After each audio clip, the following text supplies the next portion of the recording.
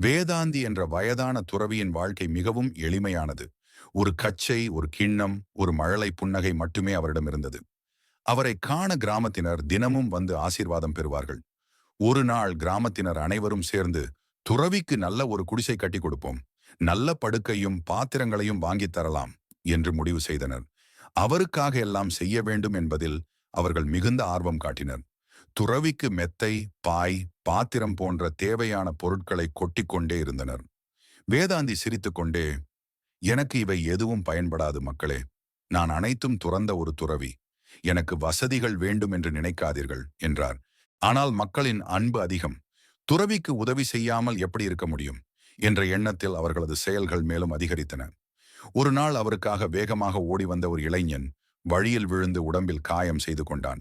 அதை பார்த்த துறவி அமைதியாக, மகனே, நான் துறவியாக இருப்பது என்னுக்காக இல்லை, உலகிற்காக. நான் துறந்த வழியை கடைபிடிப்பதே என் தவம். ஆனால் நீங்களோ உதவ வேண்டும் என்ற ஆசையில் உங்களுக்கே தீங்கு விளைவிக்கிறீர்கள். அது தவம் அல்ல, அது தவறான அன்பு என்றார். கிராமத்தினர் அனைவரும் அமைதியாக நின்றனர்.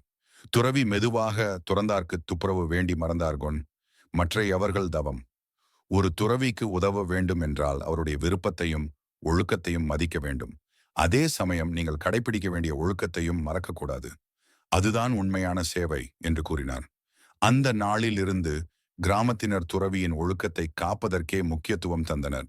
மேலும் அவர்கள் கடைபிடிக்க வேண்டிய ஒழுக்கத்தையும் கடைபிடித்தனர்.